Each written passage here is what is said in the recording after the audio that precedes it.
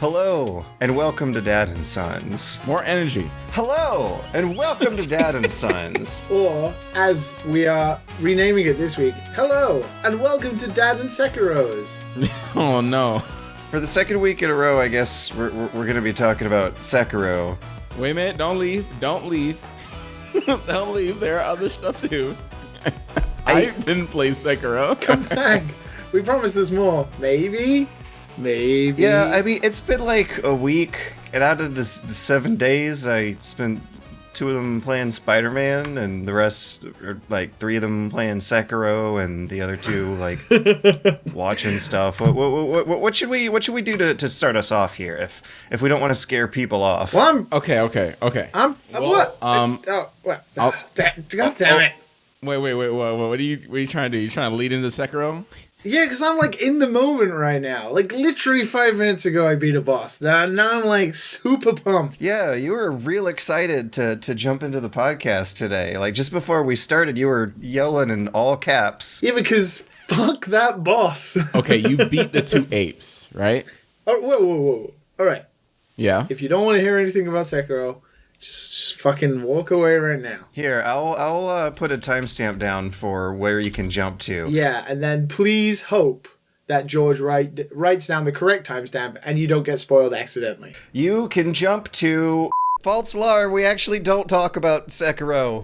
By the way, I'm starting a new tradition. Every week, I'm gonna drink an energy drink or a coffee or something, and I don't usually drink coffee or anything. Oh man. But I feel like I need that extra energy when I come to the podcast. And bring it. My God, when I was doing a door-to-door job, I needed that extra pump because you worked like 12 hours a day.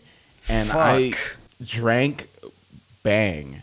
It was 6 days a week too. I drank Bang, and oh my gosh, Bang is like this head high, this clarity that I've never had before. Not even when I drank coffee. It's called Bang? Yeah. What do you think's doing that? It got me scared. It's creatine.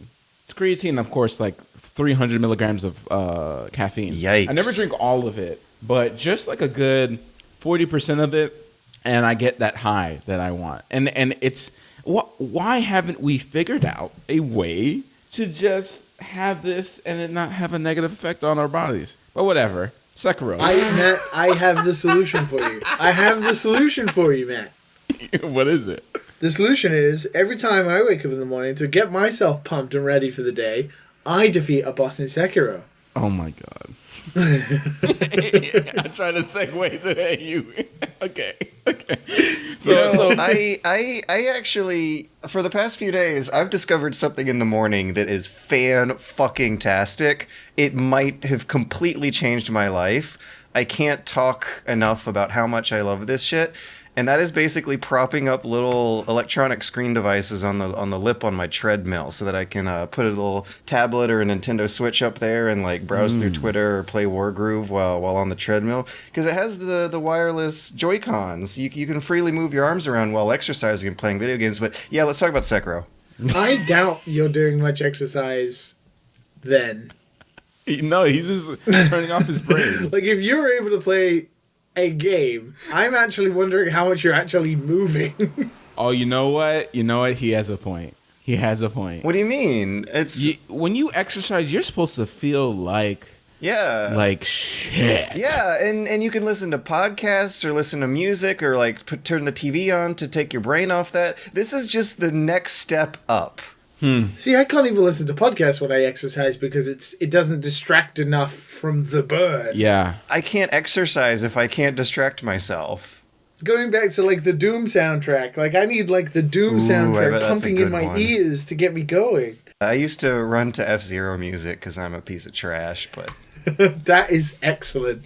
And then you get that random guy like, hey, you still using that? And I'm like, yeah, man, go ahead, man. Go ahead. If your treadmill has like a little plastic lip on it that can hold a tablet or a Nintendo Switch, please slap that shit on there. You will burn the calories away. Time will just fly. You won't even noticing it. It won't hurt anymore. It'll make exercise fun. But no, let's talk about Sekiro. Well, do you know what I've just realized? All the people who skipped the timestamp now. I've missed all this wonderful exercise time. Okay, now don't put the timestamp now. That was a fake timestamp. Put it later. This is the real timestamp. Like edit. Yeah. Now put the timestamp. Okay. I'm just gonna re-edit me to like have the first attempt in, but corrected. If you don't want to hear anything about Sekiro, You can jump to around about 32 minutes. so let's talk about Sekiro. We all are. All right, so let's talk about the first one first. All right, you were talking about the first ape, and I was like, oh, I made it slip a little bit. Yeah. But what happened when you beat the first health on the ape? When you thought you defeated it? You see, it's funny you say that, but Donkey had already spoiled that shit for me. Oh, I didn't watch that. Yeah, jump until after I didn't think he'd be. I didn't think he'd be as far as I was at that point, but he was. And then the last shot of that video is the ape getting back up. But man, I imagine it must have been pretty fucking brilliant when it happened. Or you were pissed off. Yeah, it scared the crap out of me. Like, yes, I was like so happy because it pisses you off. Like, because what happens that is sucks. There's a certain type of way you can spin around the ape to make him trip over his feet. But for some reason, you can't get it every time. And I didn't understand what I was doing the first 2 times, so I ended up having to adopt a different strategy of kind of like a hit and run tactic. And slight firecrackers, because you can't spam the firecrackers on that. No. So, like, I just gave up with firecrackers entirely. That boss took me, like, a long time, because he's one of the only bosses in the game where building up the posture doesn't work. You have to literally just whittle his health down, and I don't really have the patience for that. So I start out being defensive, but then I get massively aggressive, and then I just ended up dying multiple times. Yeah, I feel that. But I did discover something that if you are playing Sekiro and for some reason you're still listening to this and you haven't got to that first ape, or even the second part that we'll talk about in a minute, on the second form, George, this will apply to you. Yes. He does this attack that builds up your terror bar, which is a status like effect that's like poison or shock damage. Oh no, you gotta sedate yourself. Right? Yeah. So you have to like take, what is it, pacifying agent or whatever. Just guzzle them down, shove them down your hole. Down. But you don't even have to do that. Right? The prosthetic shield that you can buy. Yeah, I just got that. Right? That, you can just open that up and it blocks all terror damage. Really? Do you think you can use it on the headless? I wonder if you can. I think maybe you might be able to. I haven't tried it, but there is another boss. Yeah, you can. There was another boss I came across that was like similar, and I used it and it worked. So maybe, but the fact that I found that out and I didn't have to like get the fuck out every time he did the terror AOE attack, which was like pissing me the hell out. And the shield only costs 1 emblem, so it's like, wow, this is like cheating. But yeah, just before we started the podcast, literally 5 minutes before, I fucking beat the next part, which is, get ready for it if you don't know, 2 apes at the same time. So, did you like the introduction of that second ape? when you think he's just looking at the wall and then he just kind of turns back. Yeah. And he hasn't got a head and he's like, his stump neck is like looking directly at you and he's like, I remember you. And you're like, oh shit. And then you realize he's super easy. And then the second phase happens and then you're like, oh shit, this is awful. It didn't take me that many times, but it was so frustrating because the camera is fucking dog shit. That is like the worst part. It's so bad. That is the worst part. I have a quirk I want to ask you guys about. Are you guys having any trouble with the ledge grab button? Yes. Yeah, I would fall. Yeah, I would fall, but then I realized you can't tap it. You have to just hold it. So when you jump and you're near it, you just hold it. Oh, really? You don't tap it. You hold it. Oh my god. Yeah. Yeah, it's kind of frustrating. The thing is, that doesn't work for anything else, like blocking or parrying. You can't hold the button. So that's weird. My method has been mash X, but only before you see the ledge. Like if I'm falling down away from the ledge, he doesn't seem to want to grab it. If I'm jumping up towards the ledge, he seems to grab it if I tap. No, it's like I feel like if you're close to it, he will just grab it if you're holding on, because that's like changes his state into like grabbing. So God, I don't know. that makes sense. Okay. The one thing I have struggled with, there are times when like there'll be the green rope thing, like the icon to grab onto like a different part with the rope grappling hook thing. And for some reason, unless the camera is like almost at least like 50% aiming towards it, even if it's on the screen, he will just fucking miss it completely. And then I'll be like, oh, okay, that sucks. I kind of wanted to go over there before I fell down this pit. I'm working my way through Ashina Castle. I'm at the wall, the Genshiro wall at the moment. On the other side of the wall is a gun fortress located somewhere in the fog. I haven't gone down there yet. The Unseen Valley, I think it's called. Yeah, don't. Save it for later. Until you beat Genshiro.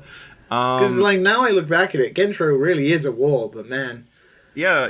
Does he prepare you for what comes later? I haven't got super frustrated at him, but he's definitely something I gotta sit down and concentrate on for a while. I've gotten up to his second form, like chipped him down a third of the way from there. Yeah. So I feel like I'm getting it, but just haven't. It's weird because Genshiro actually becomes like the first like 2 health bars become so easy after you've done it enough times that you just realize every pattern. Yep. I never really got to a point like that in Dark Souls where I just realized every pattern and could like matrix my way through it. Yep. Kind of way I also feel like this game's actually easier, but I don't know. We'll see. Yeah, me too. I agree. After last week, I remember I'm still sticking with my doubts about the level design in this game. Like after last week, I sat down and looked at it, and like I'm still feeling like I'm seeing a lot of the same assets every here and there, and the verticality is like confusing me in terms of getting lost and sometimes not knowing where to go. It's Japan though, like it's very Japanese thing. I'm not really sure how you could. Yeah. They have a lot of variation, and the verticality. I disagree with you in that regard about like it being the same, because it has a lot of verticality to it, which means that your perspective is always changing. Maybe you're looking at very similar stuff, but your perspective upon the level changes a lot. Usually when you play games that are, for the most part ground-based, you are always looking at it the same perspective all the time from the start to the end. There's very little variation. And they can point your funnel towards focal points and stuff. And I noticed... Yeah, exactly, right. I was doing the same thing in Breath of the Wild. Instead of going down on the ground and following the roads, I tend to take the routes above the roads, which ends up kind of visually obscuring where the roads are supposed to be. But anyway, no, besides the griping, I want to talk about a positive that I didn't get into last week. And that is the atmosphere, the sense of atmosphere. The character design and the visual design. I feel like there are assets repeating in there, but some of the vistas they have set up, and some of the apparitions especially, look like old scroll art come to life. And the Japaneseness of the Souls games is something that feels purely at home and totally appropriate right here. But it kind of makes the previous games in the style, in the Soulsborne style, feel it makes the uneasy atmosphere of those games, the alien horror of them, like so much more real now that you know what's informing a lot of that. Like the silence of these beautiful snowy fields in Japan is just haunting, but the silence of a city like Yarnum that's supposed to be this bustling industrial stonework metropolis is so much more eerie and surreal because it's more of a Japanese thing. Yeah, it's very peaceful, which is strange. It's incredibly peaceful. And can become spooky in other contexts. Yes, when you go to, Matt, I don't know if you remember when you go up towards the monk area. Oh, that one was great. Mm-hmm.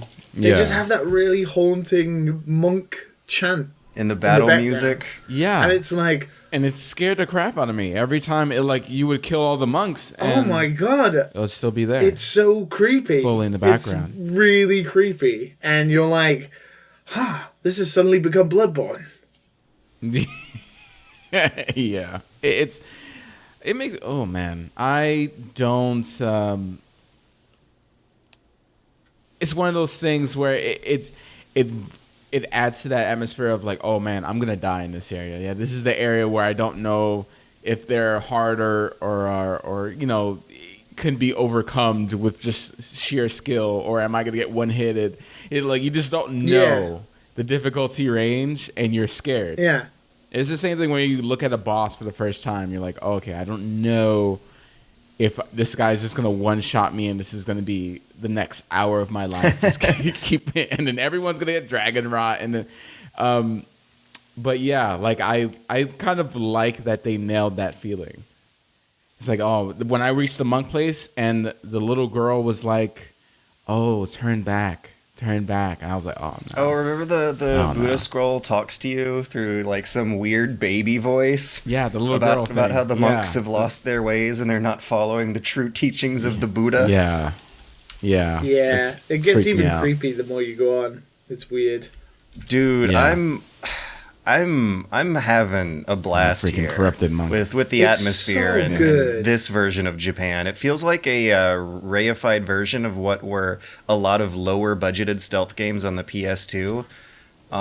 There was a revival of the Shinobi series. There were sequels of the Tengu games, and also Red Ninja End of Honor. A lot of games where you sprint like hell through feudal Japan, one-shotting stupid guards. But this one actually has the budget to kind of make the like nationalized historical fantasy of it feel like it's being done proper justice.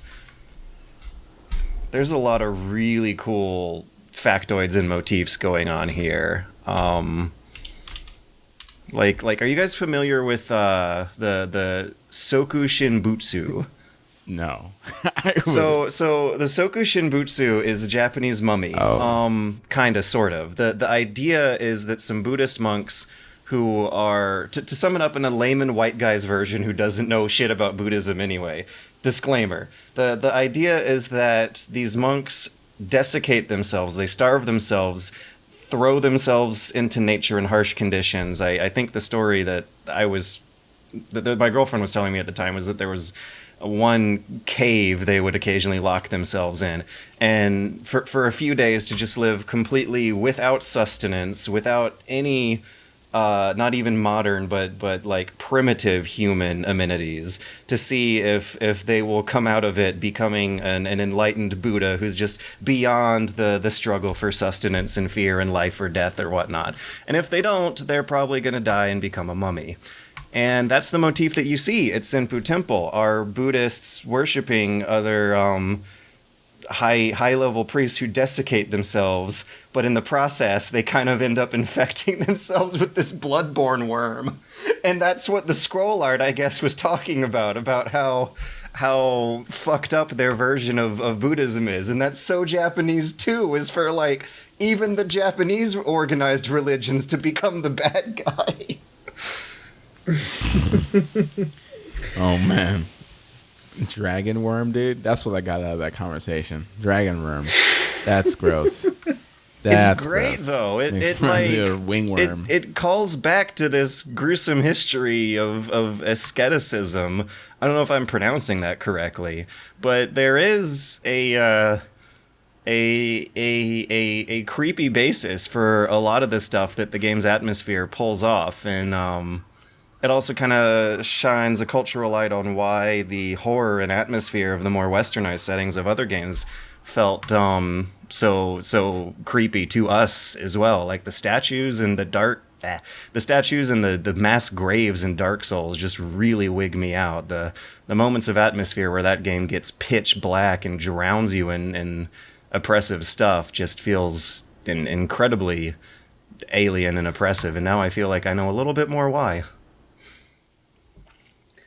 I love this game. So I really do. The more I play it, the more I play it, the more I just like being in it.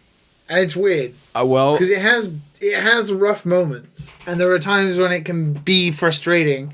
But most of the time, it's just like, oh man, like even going through older areas to like farm for some gold or something to buy like a dragon droplet or something, just like fucking coming back and one-shotting dudes like immediately and like cutting through them and like dashing to people and then feeling your progress build up is so good. So good. Yeah, you learn the game because the next time like that ape came out, you're like, oh, I know this. You jump over his little down slash. And it's weird you say that because I only beat him quite recently. And he was real tough for me. Like, I just had no patience for him. There are other bosses that have been super easy to me that have taken people longer than Ape. And his second phase, after having tried it so many times, when I went to do it the next time with the two apes, like his first phase where he does the same shit was so easy.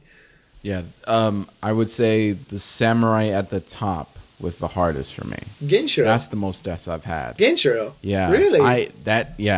Until I understood that all I had to do was really just whack on him. When I understood that law of this game, it doesn't work for everyone, but it works for most of them. You whack on them, you block everything else, you counter everything else, and you just keep whacking at them, and it works.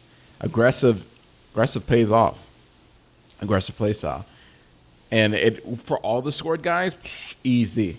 After that, I was like, "Yep." The gun people, I was like, "All right, I'm just gonna whack on you." Yeah. Once you're able to get a bit better, you can just counter everybody. It just feels so godlike. Jump on their heads when they do that stupid move. Oh, so good. Especially that the Snake Eyes, she like grabs you around the corner because the auto track or auto aim for the grab or whatever you want to call it. Like you can't just dodge her; she'll just grab you anyway. So you can jump on her head so you can keep slashing her. Jump on her head, do 2 slashes, bam, bam, bam, and then yeah. But yeah, that's I beat the game and it's all good. So it's very, very. No, you haven't. So all right. So Liam is giving me shit before the podcast. Yeah, because I was like, Matt, have you finished the game? And you're like, oh yeah, I lost interest. You know, I got to the last boss. Yeah, I feel like if you lose interest, now. I had a little bit of bass in my voice. Like I just like, oh man, I just lost interest. You know what I'm saying? just lost interest. Like I got to the last boss, and I was just like, eh. Is it okay if you lose interest at the final boss? I feel like if you make it to that, you're.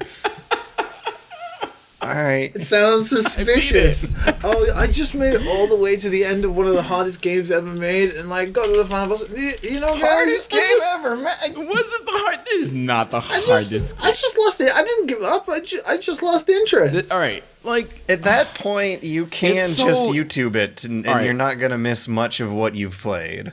The last boss is not about really skill. It's like. It's not to say you don't need skill to beat it. What I'm saying is it takes long. Like it's a consistent amount of dodges, a consistent amount of parries. Like you have to do it for a long period of time because he has a lot of life. Let me just say that. I don't want to spoil it, but he has a lot of life. And I was just like, I don't really want to do this. I tried twice and I was just like, I got him down to a certain phase, and I was just like, you know what? Nah. It's like I've done this already. I've played this guy already. He's the same as like I don't want to do this. And then I started playing Age of Empires 2. I just need something simple. We are truly granddad and grandsons. But I will finish it since Liam is calling me out. Yeah, man. And George. And the dads are calling me out. The dads can do it. The sons definitely can. Wow. So I also I want to throw out real quick that I've been looking at a Reddit comment that's actually drawing some comparisons. Thank you, Canine Crit. They drawing some comparisons between the creepy ass Sinpu temple bug Buddhist warrior monks to a real life sect of Buddhism called Shigundu that's named after, or rather the idol in the game apparently is named after this word. There's not a lot of it if you Google it in English besides a Google book, but yeah, apparently there's similarities there that run deep, and I think that's cool as hell. Well, From Software usually do their research, don't they? Oh yeah, no, that's like the best part is figuring it out along the way. You're along for their weird research ride. Yeah, absolutely. There is like a weird, because it's with Dark Souls and even Bloodborne to an extent. It was like they were eerily creepy, even though they're full of enemies. They always felt empty and kind of lonely. There was not really many NPCs and stuff like that, and you would come across them very sparsely.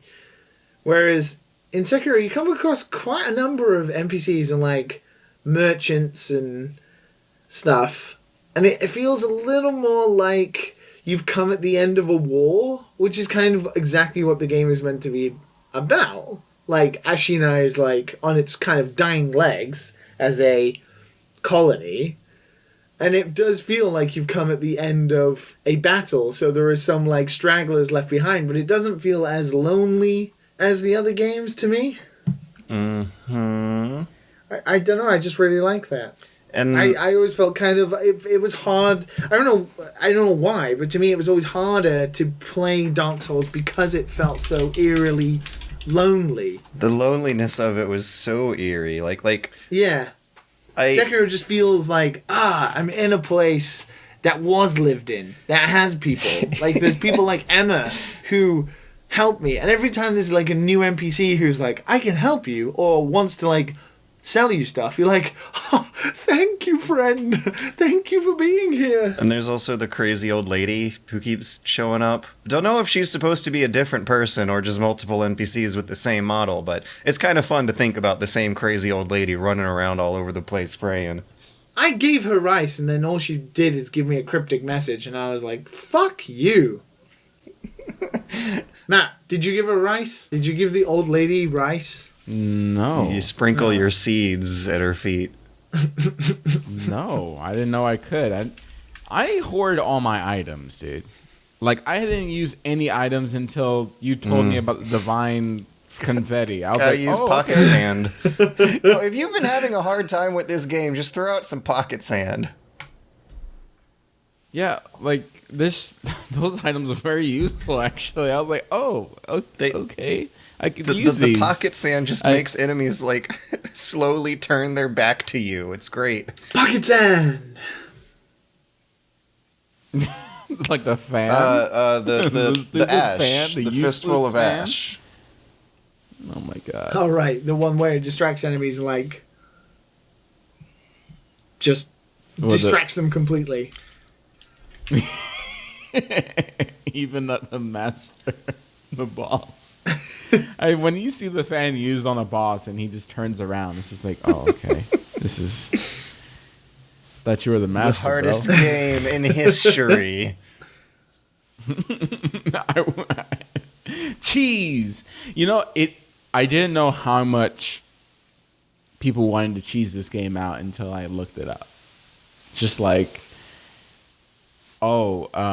cheese this boss. It is always called cheese. You just add cheese at the end of the boss name, and somebody will try to like cheese it out for you. So is that what strategy is called these days by the kids? Yeah, cheese. And that's just like, oh my god. It's not cheating if it's in the game. Oh my god, why not just like try to beat it? Wait, so I need to like also grin with a shit-eating, teeth-baring smile here and say that I really have been exploiting the shit out of whatever tricks I can get away with here. I'm playing it like a stealth game. You don't want to I'm always keeping my pocket sand on hand, and I'm using the homeward idol a lot. Oh, to get away. Like I have played with the AI. Me and guards have stared each other down across gaps many times in this game. Yep, they're pretty stupid. But still fun. Still fun. I just wonder. There's a lot of hidden stuff. I wonder if I'm gonna remember it a lot. I honestly as the years go don't on, though. know. I just don't know how they can make so many bosses. Just incredible. The animators are working overtime. It's insane. The animation is what I loved about this It's game. incredible. It's incredible. Like, to balance that and also to check the hitboxes and the animations and, like, making areas so it fits into the game. And there's got to be, like, 30 plus bosses. It's incredible. Okay, so we're good, right? We're good. Is that? Wow. Yeah, 5 minutes Sekiro. You have to ago. report back. We're good You have with to report Sekiro? back to us next week, man. I'm not letting it go, man. Oh my god, I gotta force myself to get back in the mode of that game. I can't wait for you to just It's be been a like week. screaming in the Discord. Oh shit! Literally, I like the last time I played it was last week when I talked about it. And I was like, So yeah, you're gonna pick it up and be like, how do I jump? What's the walk button? oh, it's gonna be bad. It's gonna be so bad. Or it's gonna happen just like the other times where I just take a break and then I come back and I just beat it. And I was like, all right, I beat it. Now I could never touch this game again. It's something about hard games where I'm just like, I just want to beat it and be done with it. Yeah, I beat it. That's it. I'm good. I don't know. I felt like Demon's Souls was a little bit different. Maybe because I was younger when I played that game. You know, I enjoyed that. It's like, yeah, it's like Demon's Souls, and I beat this hard boss, and so I felt good about it. But yeah, nowadays I'm just like, oh, it's a hard game.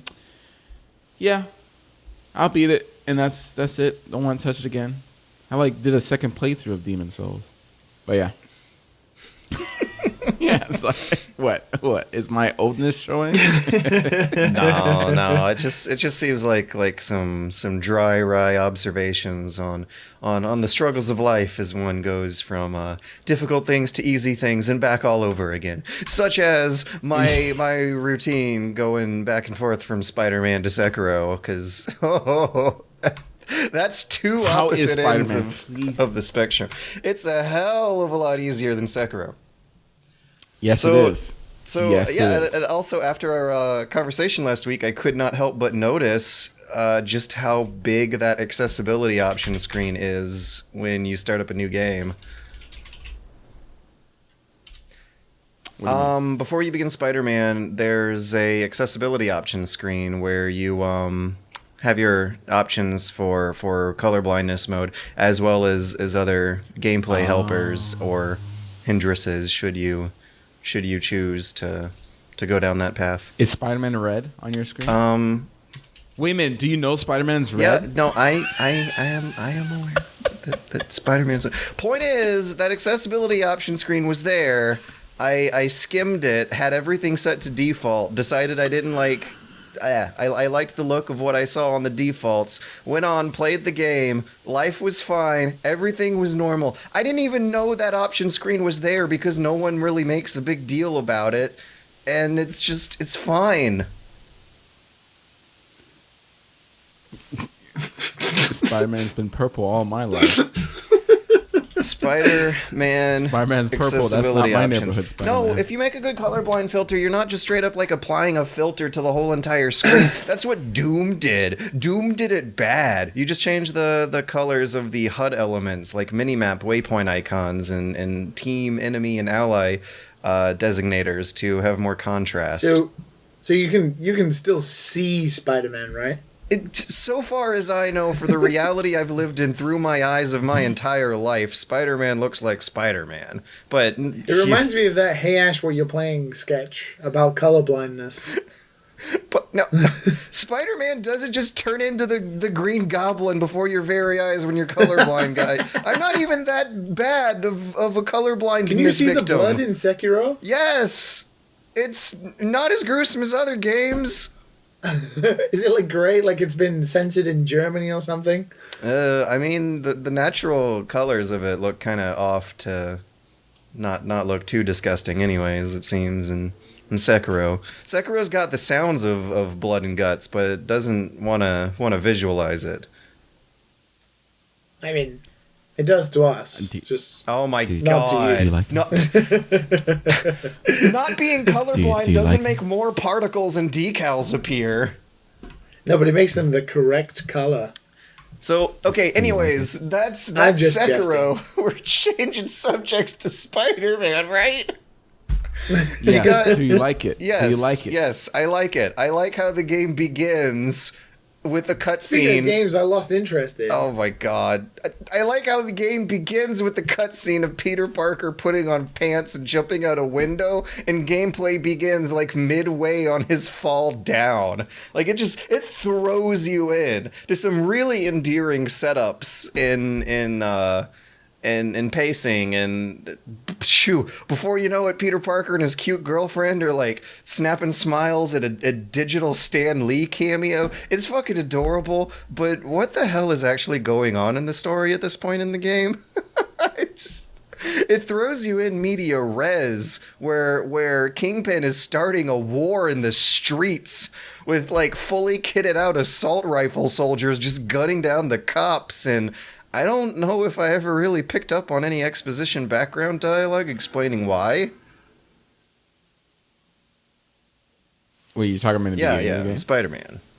Spider-Man. Well, I mean, you want Spider-Man. you want like you want them to do a whole origin story? Well, it seems like they're doing the origin stories for all the villains that are in the Raimi movies, except for Kingpin. Like Kingpin is the ringleader, and we don't get to see how he rose to power and why. Well, I'm assuming this is some in media res thing that'll get explained later, but he just throws some assault rifles to some hired mercenaries, and for some reason it means war, and Spider-Man's got to come and like pacify an international crisis situation within 30 seconds of the game beginning.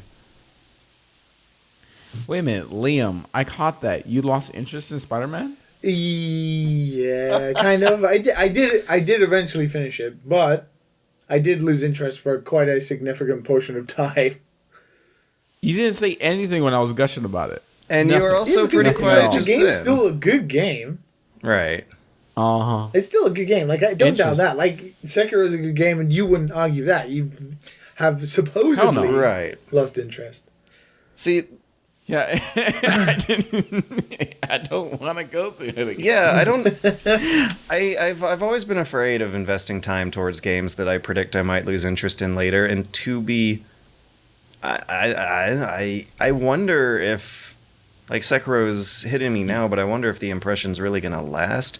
Spider-Man, I feel like might be the same thing. Like, it's fun in your hands. It's really fun in your hands, man. Transportation as a mini game is such a smart way to solve the problem of your open world collectathoning just being holding the forward button in the direction of waypoints.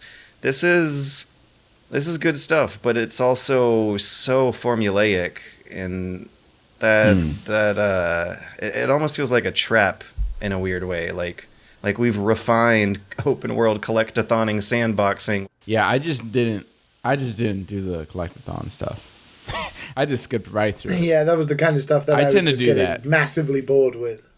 Yeah, I just tend to not do it.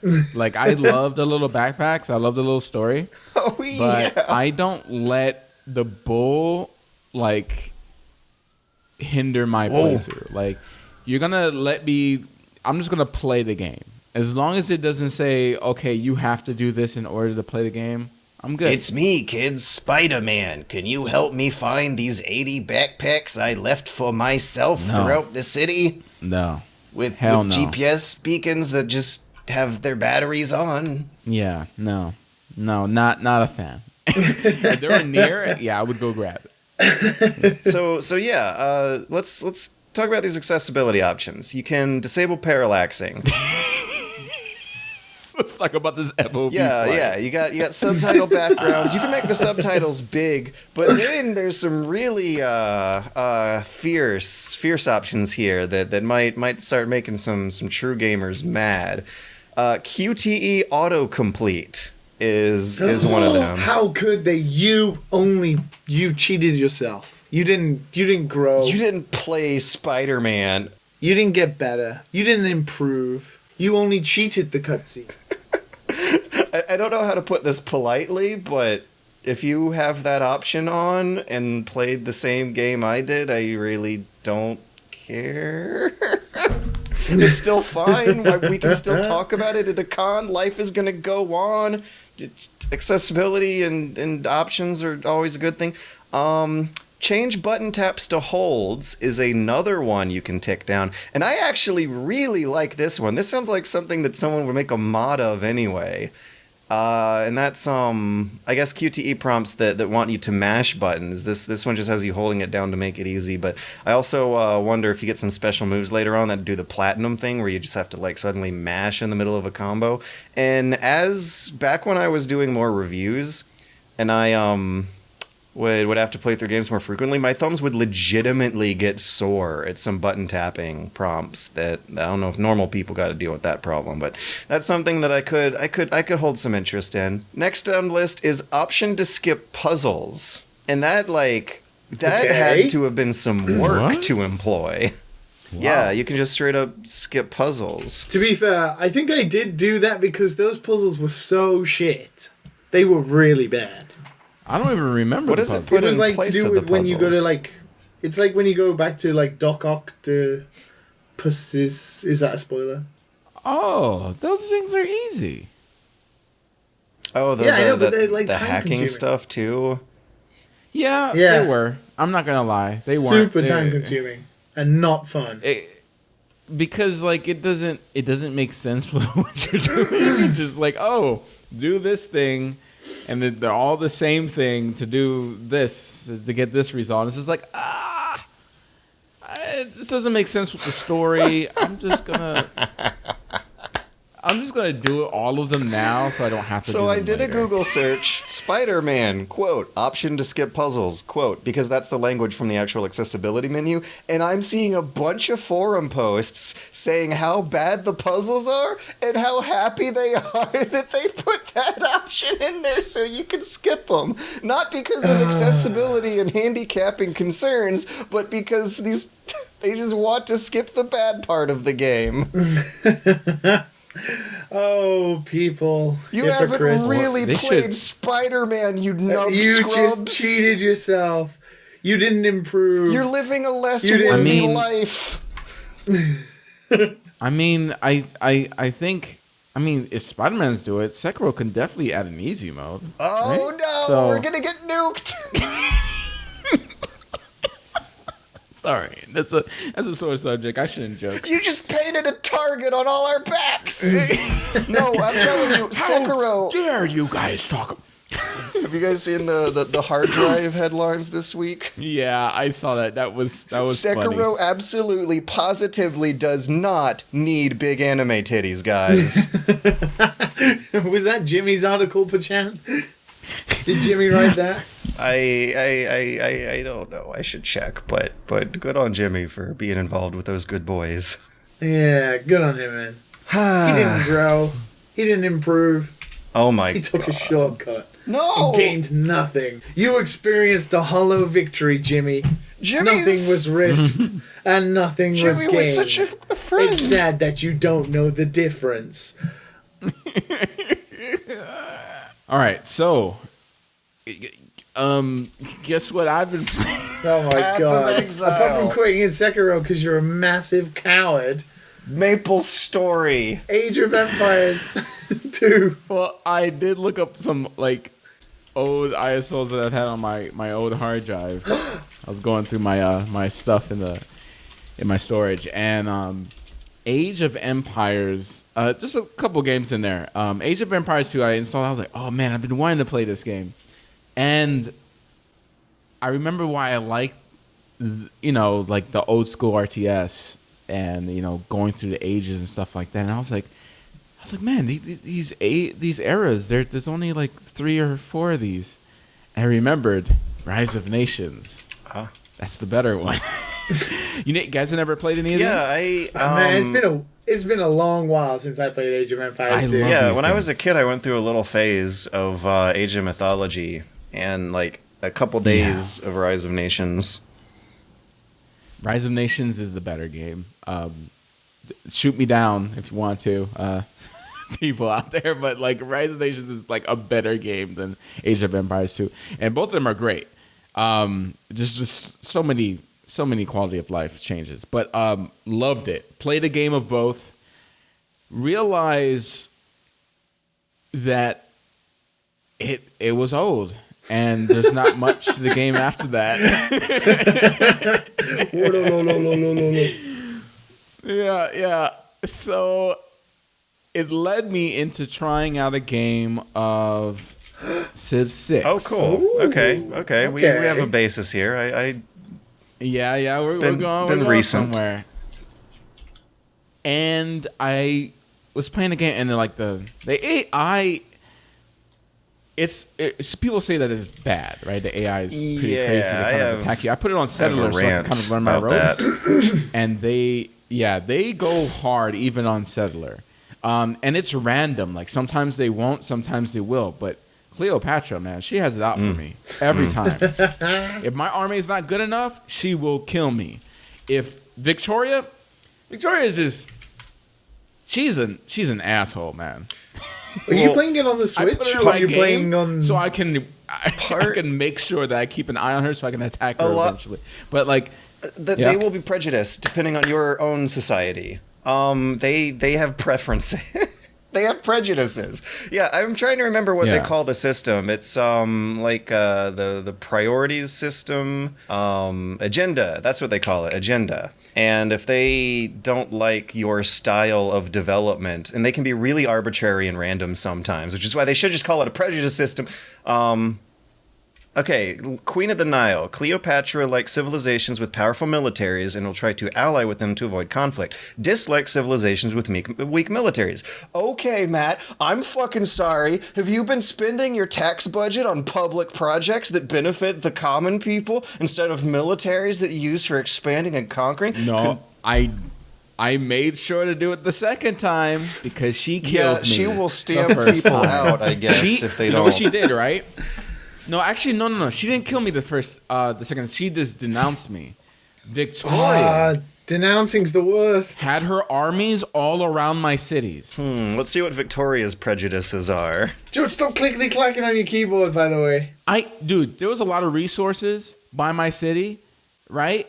But I didn't know. Her city was like kind of like on the next continent, but it was still kind of close. And I put my city next to the resources. And she was like, oh, that's too close. And I was like, I'm going to put my city where I want. I got it. Leader agenda, sun never sets. Victoria likes civilizations who have a city on her home continent, and she will try to expand to all continents. Dislikes civilizations on continents where she has no cities. So if she wants you to expand just like next to her on her borders, that's weird. She did not like it when I was so close to hers. I was like, come on, there's enough space. I wasn't even touching her red zones. Whoa. You know what I'm saying? Oh, Jesus. I wasn't even touching her. And all of a sudden, surprise attack. Surprise attack on Settler? Come on. Surprise attack? She had all her armor. She was like, oh, this guy doesn't have a lot of...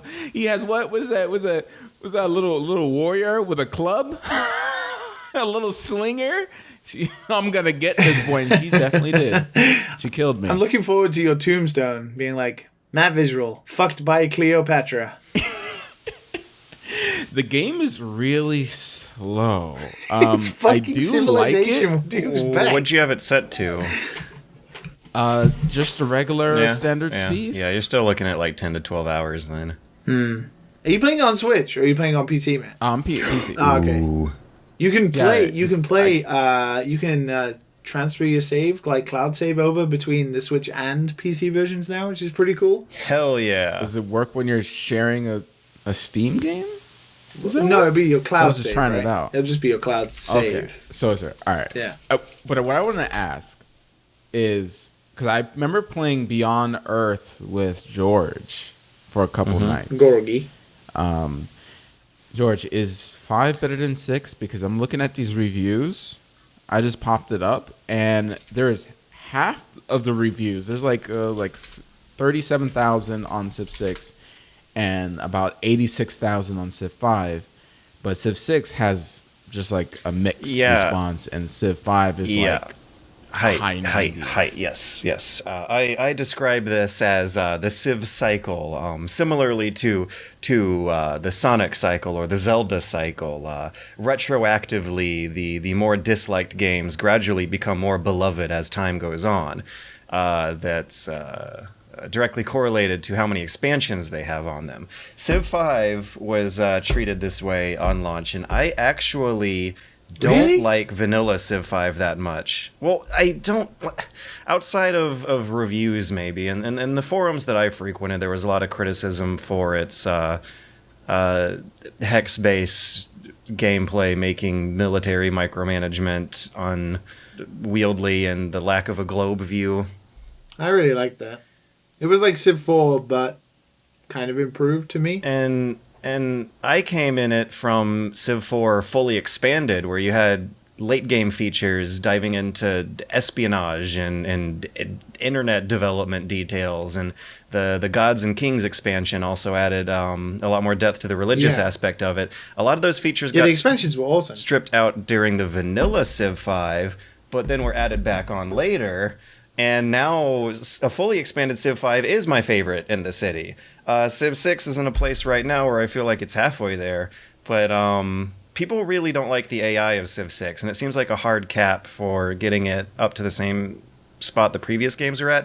And the thing is that with this one, they have them exaggerating those agendas. You got to pay attention to the agendas, and that justifies some of their weird behavior. And you also have to keep in mind that they're not really acting out a historical simulation with you. They're playing a board game where everyone wants to be the winner by the end of the game instead of wants to just survive cohabiting the same planet as everyone else on the game.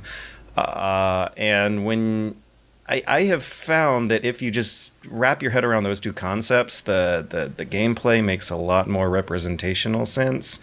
And I like it. Civ 6 is like if I had to put a tier order, I would say Civ 5 fully expanded at the top, Civ 6 with its current set of expansions underneath, and then going down in sequential order from 4 to 3, and I never played 1 or 2. The question is, Matt, though, is it harder than Sekiro? No. You can save scum. No, this is relaxing. And I can save. Yeah, that's how you play Civ normally. Just quick save after every single move you make to see if it works out. Yeah, and then all of a sudden you when... I remember when I didn't save, because I wasn't using it at first, and I put down a district, and it ate the food under it that had four food on it. And I was like, "Oh no! Oh yeah! Oh no! Can I go back? Yeah. Well, can I go back? This is more food because I was by a natural. Thing is, wonder. I actually really like that feature of Civ 6. It's something that the other games don't have that I doubt they ever really will have an equivalent to, and that is needing to pay attention to urban planning. Like, deforestation carries real long-term consequences here that might make a whole lot more sense when they add this global warming expansion pack to it. Then Civ 6 might become a hell of a lot more palatable for the old-time fans. The hard limit I see, the thing that frustrates me the most about is the UI. You notice how you gotta you notice how hard it is to get a list of all your units? You click on their name, and then it brings down a drop down box. Yeah, and it's tiny, and it displays something like 5 to 6 unit names before you start having to scroll, and that's not efficient. That's not efficient interface design. There's probably a mod out there somewhere. Thing is, there is, but it's not compatible with the expansion pack. Oh. So you're just fucked. Yeah, Civ 6 is in a weird place right now. I like it, but I want it to get better. And I think it will. How long's it been out now? 2 years? Okay. A year? How long? Yeah, I think I put my review out 2016. That's quite long. Yeah, going on 2-3 years. Ah. Yeah. Beyond Earth Civ came 6, first, right? Yeah, and Beyond Earth was a little bit of a throwaway project. We played it like a third Yeah, project. yeah. I do want to mention Game of Thrones, guys. Hope to see you Sunday. I'll throw some tweets out. Sunday for the big game. For the big game. This is the only... big game. That just hit me. That hit me in layers, George. Oh my God. Yes, I'm all caught up and stuff. I'm ready to go. So you're I haven't watched those shows in years. It's weird the little things that you miss. Because man, it's been out for years, dude. Holy crap! It's weird because I'm actually kind of super looking forward to having a TV show with which I watch once a week and I look forward to, because I haven't had that feeling for a while. Yeah. wow. Probably since the last Game of Thrones. That's a feeling I associate with like childhood nostalgia. Like that's a routine I haven't done in over a decade. Yeah, no, I think like it was maybe an anime was also on a weekly rotation that I was also enjoying. Probably, Man. Boku no Hero Academia. I haven't watched them in a while. Since the podcast, actually, I've noticed my media consumption habits like really change to give shows a shot again, because I don't feel bad about not finishing them anymore, and that used to be the thing Matt, that was do you stopping believe me. this? God. I don't either. No, I'm not gonna watch all of Ainsley Harriott Eats the Streets just to make more jokes about his pickup routine. No, that's not an anime. I like how we probably got to the end of that show. Can you imagine an anime with Ainsley? It would be so disgusting. It would have to be a hentai drawer for that to work. You know, just his tongue just licking Are there the food porn anime? Yeah, no, Yeah, there food are actually. wars. Aren't Animating there? all the Restaurant spit. Wars? Yeah, you could do a bunch of cameos of like famous Western TV chefs in one of those shows. I don't think Ainsley it would be Harriott a lot of quite fun cuts actually the to see. mustard. Pardon my Holy pun. shit! I actually want this now. I want anime versions of like I want Anthony Bourdain and Ainsley Harriott to have a Dragon Ball fight. Corey in the house. Oh, you want serious action, like some Attack on Titan type stuff. I want to see Ainsley as like a Titan. I want to see Alton Brown's Good Eats reimagined as a daily slice of life shonen anime. What? And Adam Richman as like one of the guys on the floor with one of the police. He takes down Ainsley. You don't know who Adam Richman is. The man versus Does that food mean guy. we can have Guy Fieri? Yeah. Come to redeem himself from like I know him by his work. Anime Guy Fieri! Anime Guy Fieri would be so fun. He already looks like an anime character. yes, dude, with his hair. Yeah, dude. he's already a Super Yes, Saiyan. I want this. Actually, now. do you know what Guy Fieri reminds me of? Do you remember an older, like, kind of pseudo-American anime cartoon called Megas XLR? The name rings a bell. Yeah. Did everyone have really creepy foreheads? It was about, like, a robot. Wait, no, that was the one with the fat guy. Yeah, okay, I remember it now. Where was the one the where everyone box? had really weird foreheads? Anyways, I just want Titan Ainsley to eat Adam Richman and say spicy meat. the camera like zooms in on his lips as he says, "Give your meat," and then it zooms in another level, a good ol', and then it zooms in one last level, raw. Oh, spicy meat. I also, before we go on the break, I want to mention I watched a couple movies. I watched Whiplash again. It was good, of course. Love it.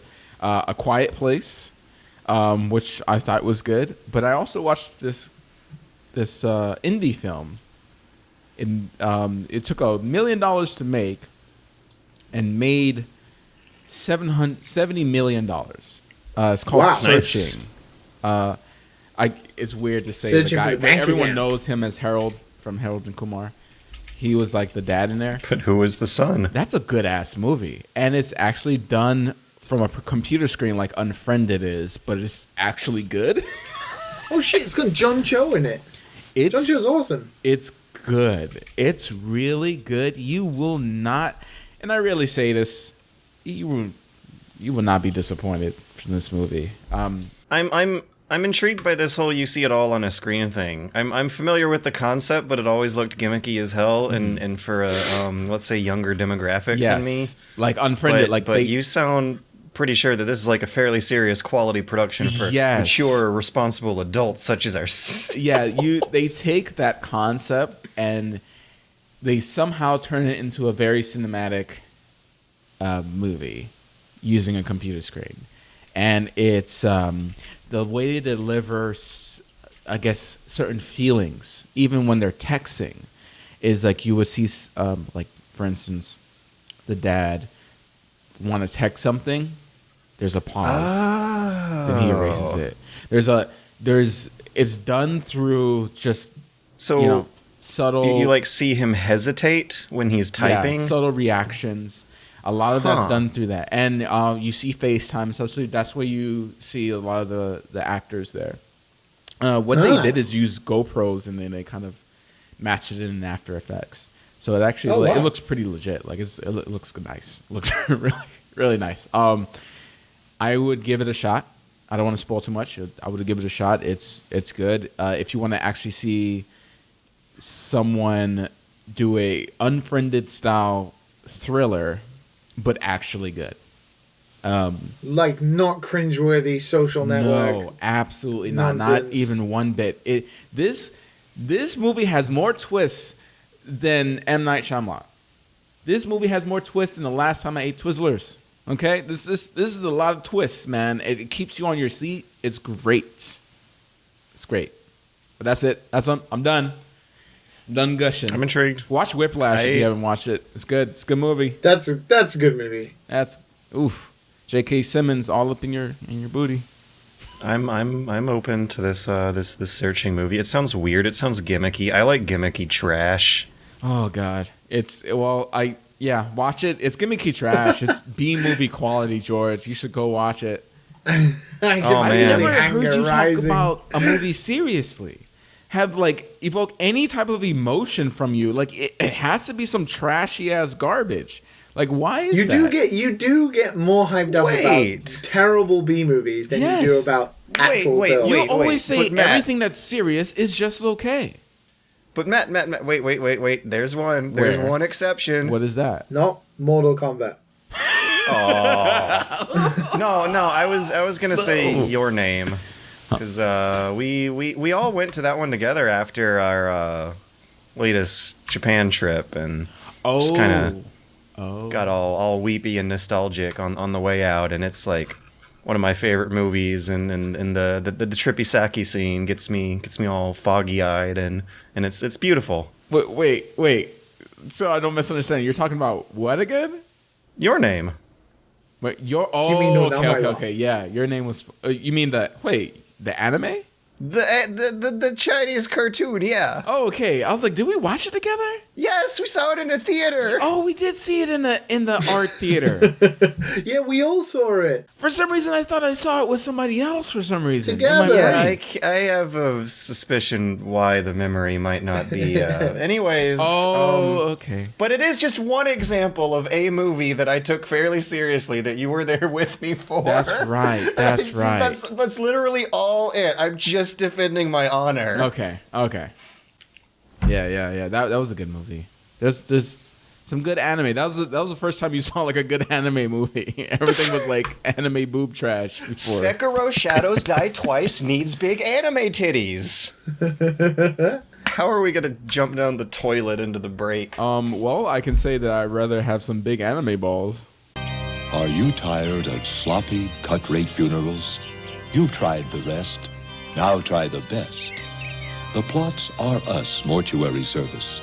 Remember, there's always plenty of free parking. And don't forget to visit our new salad bar.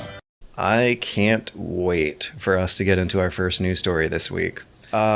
Preface. Let's briefly sum up our experience with VR. Longtime listeners will know, but those of you who are not should be aware that I like VR. I constantly am hoping for the best of it. I got a PSVR headset that I have played many, many hours of fun games such as Firewall and Superhot, and want to play more and hope that it catches on. Matt, you are experienced with the PC side of things. Yes, sir.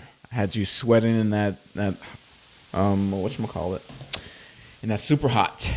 Yeah, that convinced me in my room. to pay up for myself. You've spent gratuitous amounts of money indulging in the hobby a few years ago, right? I did. I enjoyed every minute of it, though.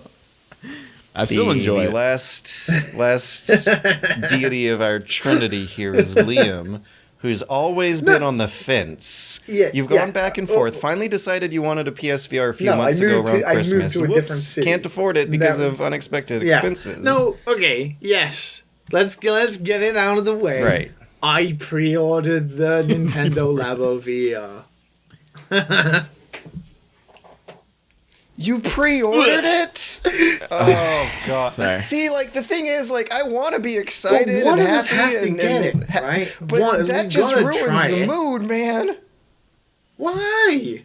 Well, Really? we can all wait for reviews. But I feel like 'Cause it could be a lot mediocre. of You it, could sweat in it, and especially with the that'll be end of reviews, it. a lot of it isn't gonna factor in the price point with this. Like this is definitely like. But at the price point it is. Oh Even yeah, if it's like cheap as hell. the first VR experience for like this new generation of kids, right? $40. Wow, $40. Yeah, that's nothing. Like yeah, if you stack that up against a $300 PSVR or a $400 It's Oculus, not like, exactly that's what's pretty great about it. Even if it's just like a load of tech demos that are pretty mediocre, it's still going to be like so many kids' first experience with VR. And it's $40. You can't fucking go wrong. It's cheaper than an average game.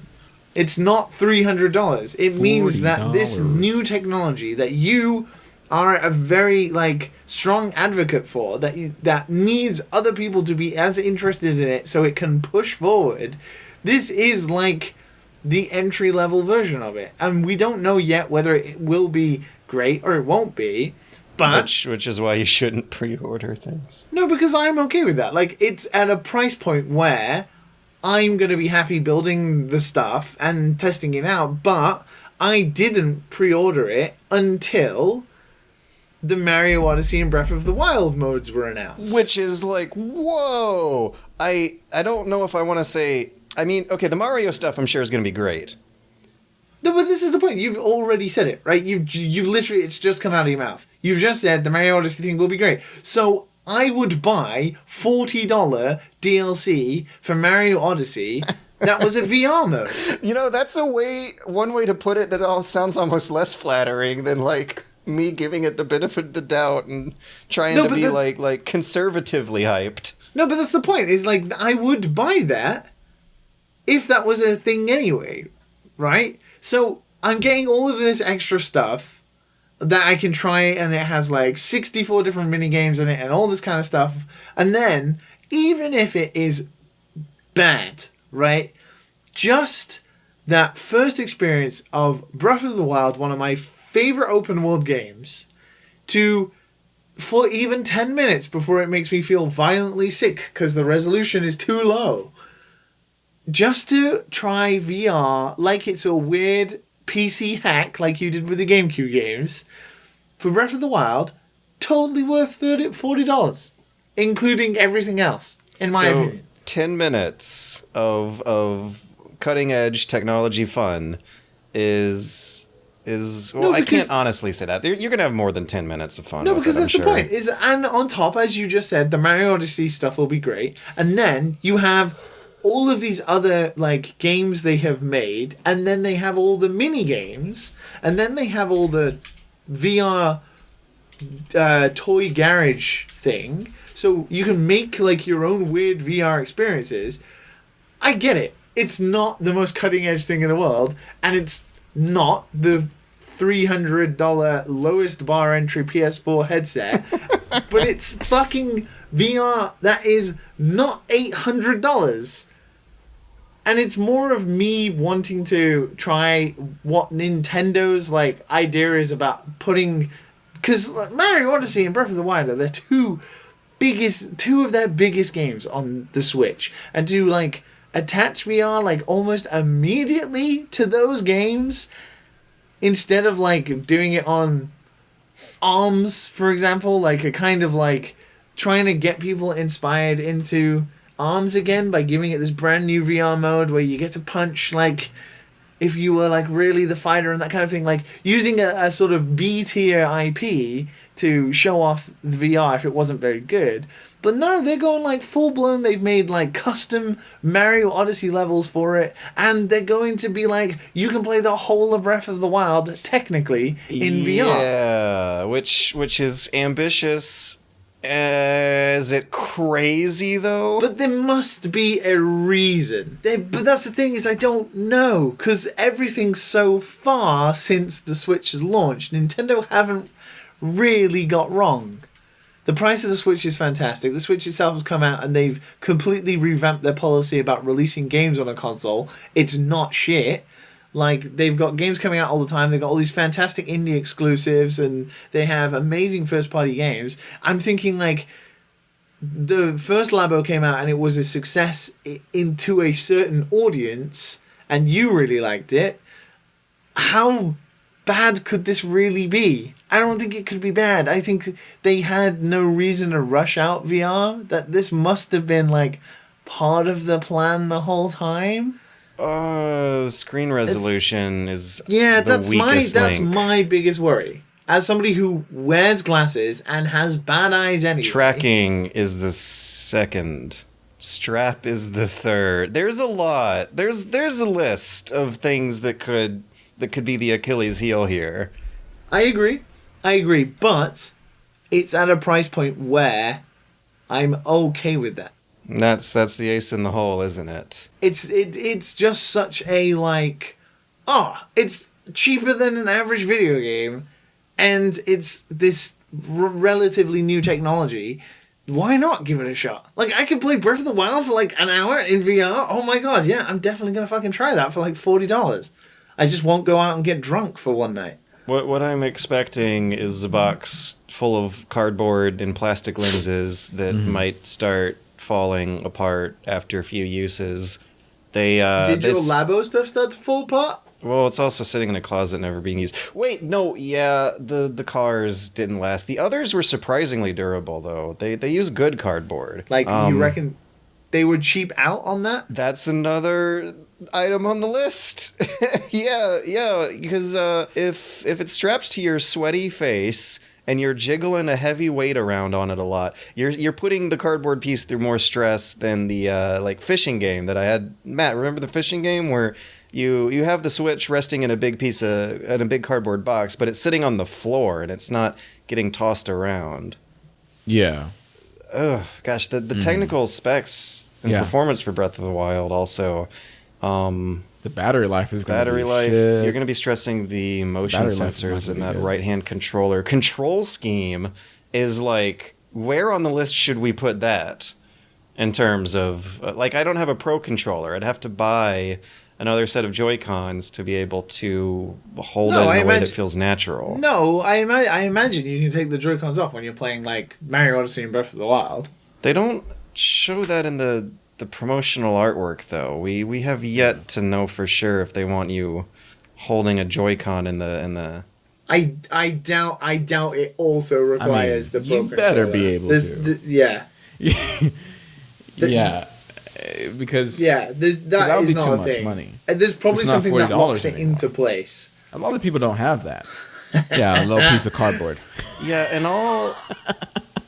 Yeah, George, just look at. I am okay with eating my words. Just look at it this way. Please, prove me wrong, Nintendo. Look at. Prove me wrong. Look at it this way. Sweat all over the box, and it gets all wrinkly, and like, prove me wrong. If I really enjoy it, you know what will happen. You'll buy a more expensive VR I thing. will buy a more expensive VR headset. So, Yo, let me just save you $40. Just buy a more expensive headset.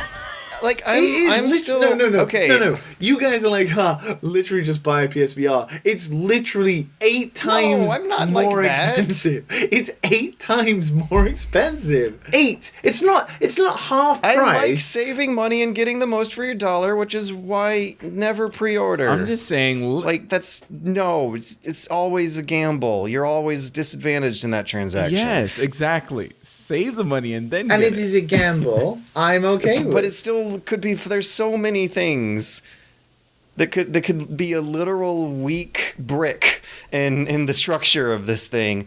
And I'm scrolling through a lot of the images, and there's one where they have the VR goggles sitting by itself without any Joy-Con sitting in it, and no one's playing with it. And all the pictures they're showing, the kids have a Joy-Con slid into the helmet and are holding it up to their face with their hands, and that's weird. But you don't know until you try it. Oh, wait a minute. Wait a minute. I see it. What is this? Yeah, I posted a link in they're Skype. not. I'll post it in the description No, if you guys want to scroll through the promotional art they've released so far. No, I'm pretty sure you can take it out. Like, I'm pretty sure you can take it out. Like, at least that. Well, the theory is that's how it does head tracking, is that it's a more accurate gyroscope than the one in the console itself. Oh. Yeah. And thing is, like, I'm not trying to hate on it. I'm not trying to trash it. I'm trying to be reasonably skeptical based on what I know and have experienced with how VR setups work and how VR gameplay is supposed to work. And that's another thing I was seeing in the demo for Breath of the Wild, is that they really, unlike the Mario demos, which look like great little Astrobot levels, the Breath of the Wild demo looks almost like regular, normal mode of the game. And that's... You'd think that they'd want to show it off. They'd show it off crazier. Well, they might, yeah. But I think the one thing about this is everyone's thinking it's aimed at everybody. It's not. It's once again aimed at, like, you can tell from the adverts and all of the promotional art, it is aimed at a specific targeted audience, which is the Labo. Then don't get it, Liam. Then don't get it. Younger generation. Yeah, and they dipped their toe into the hardcore here. I feel like the Odyssey and the Zelda stuff is to cater to that hardcore a little bit. Yeah. So now like the babby gloves are off. I can't believe they're jumping into Breath of the Wild with this. Like, that's ballsy. That is fucking ballsy. Do you know what will be really funny? And this will make me laugh, because this is kind of like pushing it a little too far. I can't wait for the thoughts. If you have to play like Mario Odyssey and like Zelda Breath of the Wild while, like, with the Joy-Cons while holding the Switch to your face. Like, if you have to hold your hands above your face and control the Joy-Cons while it's in the headset. I have... here we go. I found the image on their website. So basically, you're describing what this kid I'm sending you a link of right now is doing in the pictures. I'm looking at pictures of it already. Might be more likely than you think, Liam. Get ready. Get ready for that $40 gamble. It's $40. It's like, it's fine. If I have fun for a weekend, it's fine. What if it is great? What if it isn't? It doesn't matter. I'm gonna try it, and then I'll be able to report back, and we'll see. And then we all laugh. Speaking of spending money frivolously, what is bad about this, though? Before we quickly move on, what is bad about this is that it doesn't come out until the week after. Like, so Labo comes out on the 12th. It comes out on Friday, and then the Breath of the Wild and Mario Odyssey updates don't even come out until April 25th. You know, I'm okay with this. That's past tax season. Why, you're gonna buy it? I might buy a copy of Breath of the Wild for the Switch. Well, I'm also gonna wait until Friday for reviews. But if it's fine, I might end up getting a copy of the Switch version of Breath of the Wild. Oh, and how the tables have turned! I've always been waiting for reviews. The tables have turned. No, they haven't. I'm never gonna pre-order like anything. Not since 2000. It was 8 when GTA 4 came out. I think I right? No. Actually, no. I have a reason why I pre-ordered it. I usually wouldn't pre-order things. I think this is the first thing I've pre-ordered in a long time. I didn't even pre-order Smash Brothers. So the reason I did is because I did want to get it delivered to my office. So because I have a friend coming this weekend and I wanted to build the kits, so I didn't have to do it all by myself while someone was here. That's why I did it. I would have a lot of fun making the kit with the girlfriend. Because I was gonna buy it anyway. So yeah, that's the big difference. So yeah. Speaking of losing money, I'm not one of them because it's only $40. well, you are still pulling a higher profit margin than GameStop is these days. Homeless people are pulling more profit margins than GameStop. GameStop has posted their quarterly report and revealed that net sales are down 3% from February to right now, which is early April. The company ultimately suffered from that law. Hang on a second. Let me write a timestamp down here so I can make my brain cycle through these numbers better. That ultimately resulted in a massive loss that is the largest ever reported by the company, and it's actually the third time they've lost money since they launched in 2000. Wait, GameStop's only been around since 2000. Yeah, they bought out FuncoLand and renamed it. This whole time I was thinking FuncoLand was just like a weird joke. EB Games, I think, also was another like former head of the Hydra that eventually became GameStop. So yeah, holy shit, that they had a 34.7 million profit last year, and now they're suffering a $673 million loss this year. Oh. Yeah, okay, there we go. Those are numbers that put this in That is- perspective. That is the difference between a Nintendo Labo VR and a PlayStation VR. Oh my god. That's non-negligible. You can't ignore that. And I interpret that as the signs of scarily changing times. Are you happy, Stadia? Are you happy, Google? Stadia's coming. Are you happy, Robert Kotick, that your games as service, online only, DRM-enabled multiplayer modes that have no offline features at all are doing this? I like how you're blaming things that aren't out for last year's profits. It was a joke, and then he ran with it. The blood of all these jobs is on your hands, Tim Apex Legends. What are people gonna do in real life once GameStop's closed down? Mm-hmm. Where are we gonna go? What are we gonna do? Become YouTubers. That's scary and kind of already feels Talk like about your time at GameStop. why I'm already on YouTube is because jobs are hard to get. So, in recent years, GameStop has leveraged the losses of their used game sales dwindling. The used game sales has always been the largest portion of money they've been able to make. Nowadays, a lot of it comes out of merch sales. Like if you ever go in these days, good 1/3 of the store is like Funko Pop figurines and controllers. And the used game sales apparently are not the big thing anymore. But it used to be the case where the used game sales were like 3/4 of the store, and the new games were like 1/4 of the store, and the merch was like the 2% other portion of the store. Mm-hmm. And I'm wondering what it looks like nowadays. I haven't been in one since 2016. I want to say, when I was putting together my 3DS stuff, and then it was they were still going heavy on the merchandise, and I wonder if now the ratio is just steadily increasing and increasing as games that get printed on discs that get bought by people in stores with the job at the checkout line are going away. I mean, isn't GameStop like known for some pretty shady business practices anyway? You mean game power to the players stop is not giving the players great deals? The paradigm with like buying retail since the existence of Amazon has been that you're probably paying more and getting a worse experience unless you really go ham on their discount card. And you had to wait for those deals too, where you trade a couple in towards, whatever new game, you get like an extra 20% bonus. And with that card, you end up getting a ton of like credit back for what you paid for. They still try to sell magazine subscriptions. I don't know about magazine. I've only been in there for like Smash Brothers recently. Don't they have like a YouTube channel now that they play like in the stores? Oh no, that's been there. Yeah, that Game Informer thing. Oh yeah, with the lady. Yeah, it's the same thing, looping the whole day.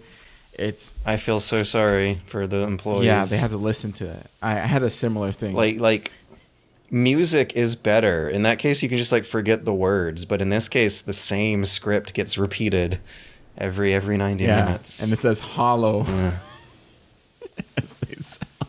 The person reminds me of Comcast on-demand cable channel. I think they use the same lady.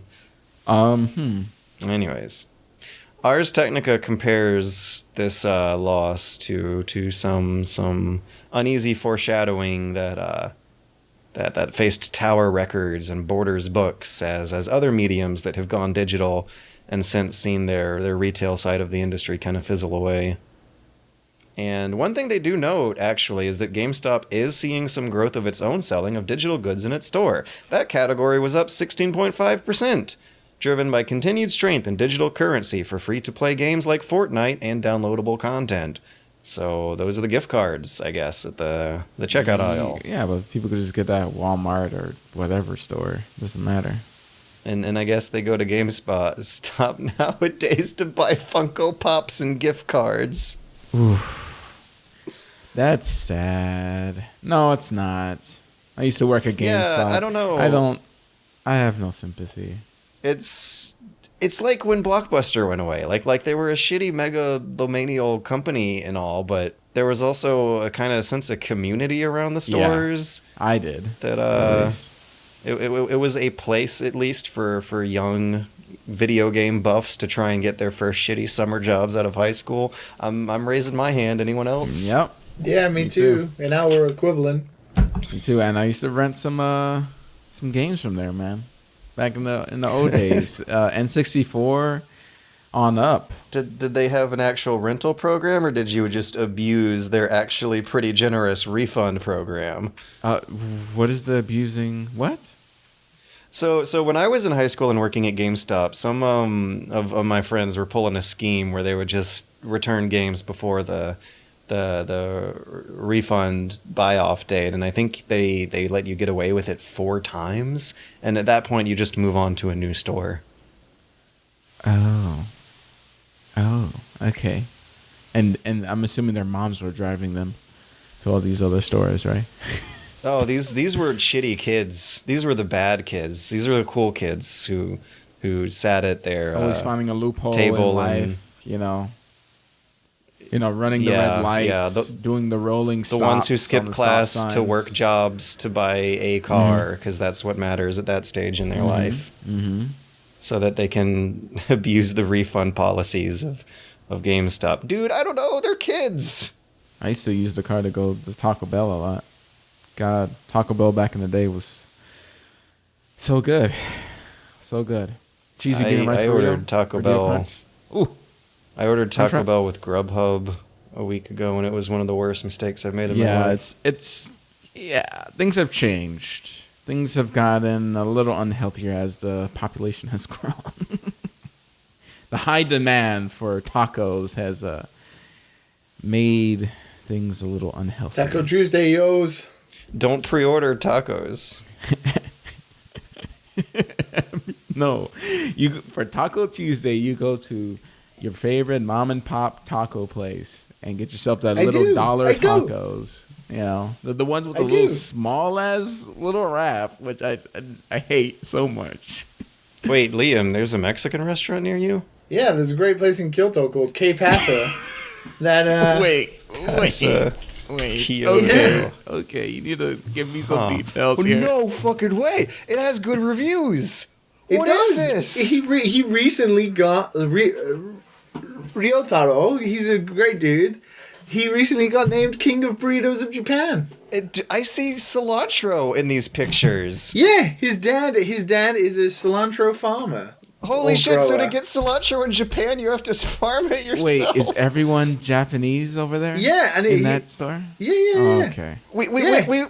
the people... Everybody's Japanese. There's tons of people who don't know. Mexican food in Japan is bad. It's usually so Pizza bad. is Just bad. like Italian food, yeah, it's really bad usually. Yeah, but no, Ryotaro's stuff is really good. His burritos are fucking You excellent. live next to the only good Mexican restaurant in Japan. I do, and we go there every Tuesday. The game dev community in Kyoto, we have Taco Tuesdays. So if you are in Kyoto, come to Game Dev Taco Tuesdays. We go drink first, and then we go drunkenly stumble over to Que Pasa and eat burritos and tacos. Que pasa, it's all in caps. Que Pasa. It's fucking tiny, though, and it's always busy. So prepare yourself for that. Yeah, I got a little plate of quote unquote nachos at a Mexican restaurant in. It was a Taco Bell, wasn't it, George? Mexican restaurant. It was a single small flour tortilla that they had kind of thrown in the microwave with some shredded cheese from the grocery store. Like just. Where did you go? Oh yeah, it's this Mexican restaurant on 4th and 5th. Yeah. I don't think there was salsa in it. There was just tomatoes. It's just weird seeing cilantro. Like I remember that was the missing link in. Can you general knowledge fact? Can you give me the European name for cilantro without googling it? I didn't know that was not the European name. It is not. Matt? Do you know? Cilantro. No, coriander. Cilantrino.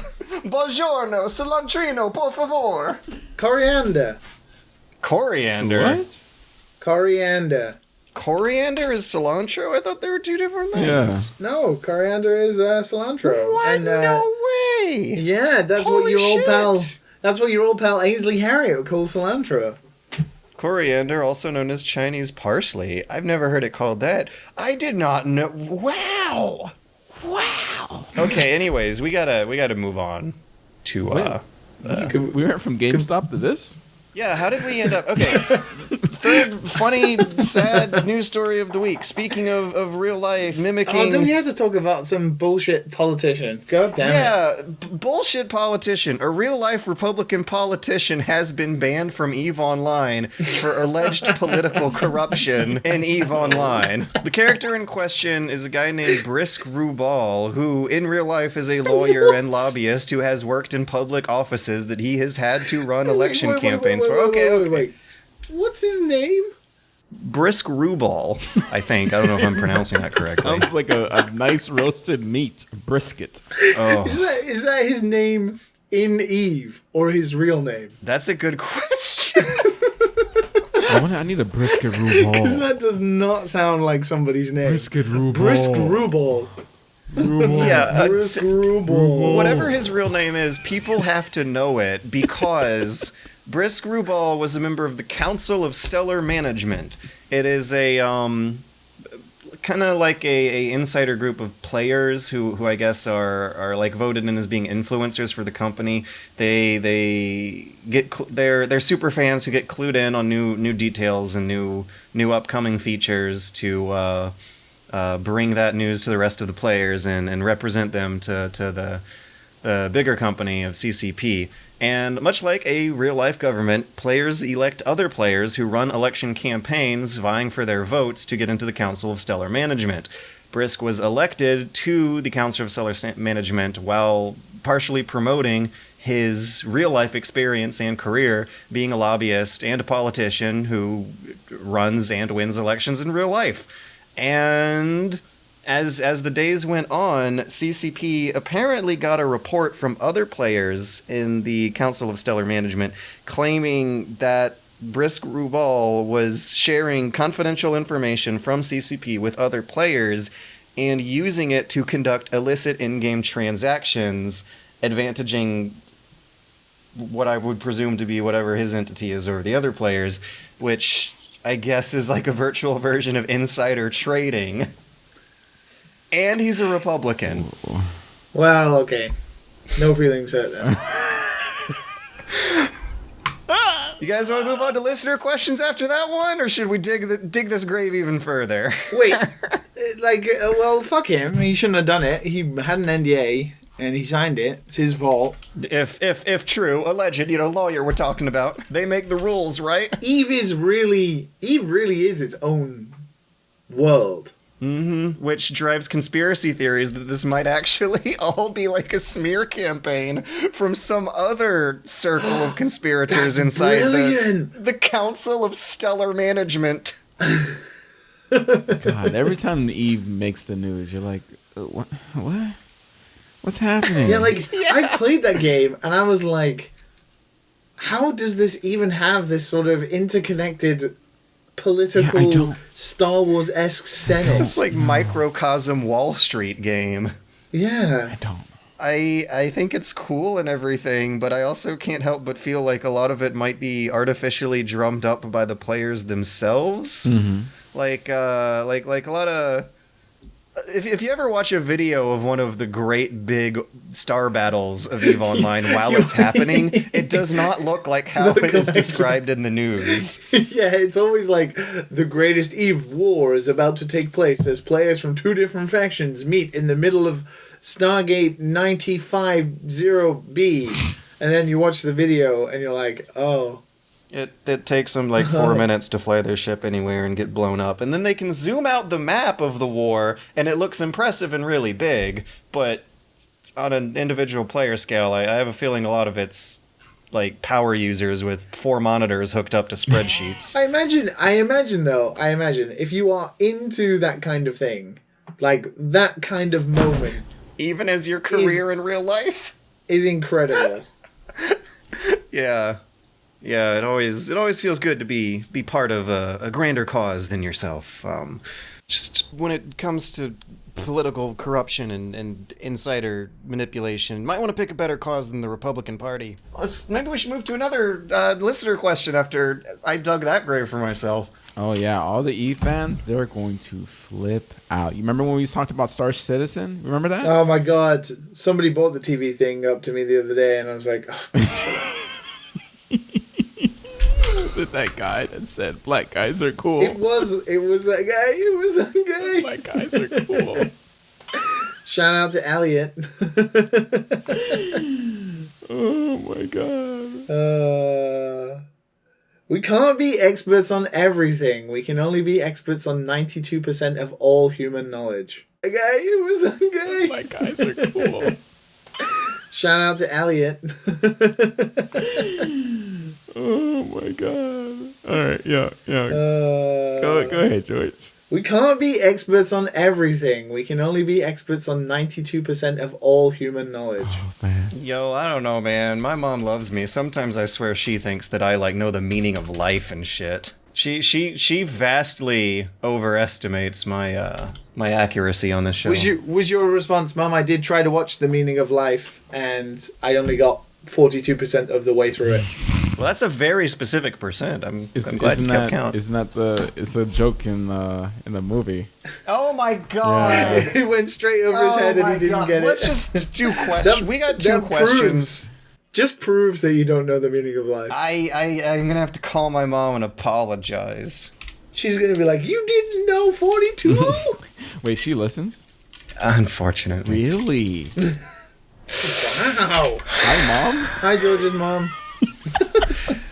Guys, can we not talk about my mom anymore? Can we instead talk about Ahia E's question that they sent in to dadandsonspodcast@gmail.com? This got weird. We could make it weirder. Send in your emails now. He says, "Hi, I hear you. Hi, Dad and Sons. I hear you. I hear you here. Hi, Dad and Sons. I wanted to ask your opinions about game lengths and in particular RPGs. As a 30-year-old man, free time is somewhat limited now. For shorter games like Spider-Man and DMC5, that's no issue, but Pillars 1 and Witcher 3 took me 1 and 2 years respectively. Holy shit. I don't even bother buying RPGs anymore because I'll know I'll barely be able to play them before moving on. Are RPGs by necessity long and drawn out? Undertale managed to be a short adventure, and some would say that the best part of FF7 was Midgar, aka the first few hours. Yep. What would it take for RPGs to downscale and trim the fat? Is that a reasonable request, or am I simply not the target demographic any longer?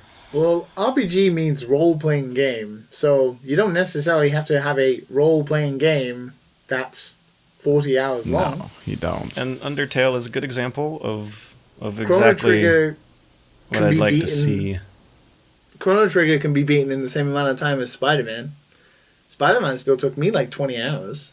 And they also mentioned the Final Fantasies. For what it's worth, like Final Fantasy 6 to 10 have really compressed, like highly fast-paced first acts that are great. Oh, right. And, I thought you were going to say they're short. I was like, Final Fantasy no, 10 they're goes on not. forever. But it's so easy to imagine those games, like towards the second and third act when they slow down. It's so easy to imagine them cutting things off short early on because it's like we have examples of games that do it well like that. Yeah. We've kind of traded. We've gone in a weird direction where those games were long because they were, unfortunately, and I love those games, they were artificially long because of grinding. The game padded itself out. Whereas with games like The Witcher 3 and Pillars 1, they don't do that anymore. You naturally progress because they just give you so much content. It's unreal. There's just so many things to do. And if you like more, there's like a comedy RPG a comedy JRPG subgenre has games like the Mario RPGs. They don't tend to overstay their welcome. Oh my God, Charles Barkley, Shut Up and Jam Gaiden. I remember that game. It's like a good 8-hour little burst of comedy, like Undertale. That follows the Undertale model of the like Cthulhu Saves the World, Breath of Death, indie game maker RPG model. Yeah, there is stuff out there for sure, and RPGs don't need to be long. The regular you can either RPGs make them he's full of talking about, content, the AAA stuff that comes out like that. but even Yeah. I That's mean, gonna be at padded. those points, people have expectations. They don't need to, and there are games out there that don't do that. Undertale is the example you gave. It's indie But- usually though. People, at the JRPG level of things, there is like a tried and true trope that is not going to go away anytime soon, for sure. And on the AAA side of the market, that they got to make their dollar back, and they don't want to lose it on used game sales, so it has to last long. I would say like games like, as weird as this is to say, like Assassin's Creed Odyssey and like Origins are probably on the shorter end of being RPGs, even though they're not really RPGs, they're actually RPGs. Those games are built to last forever. As a guy who's almost 30, I would say I've become very acquainted with howtobeat.com.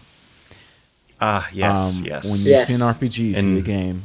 valuable resource. Yeah, you go there, you put it in, and you look up the main story hour time.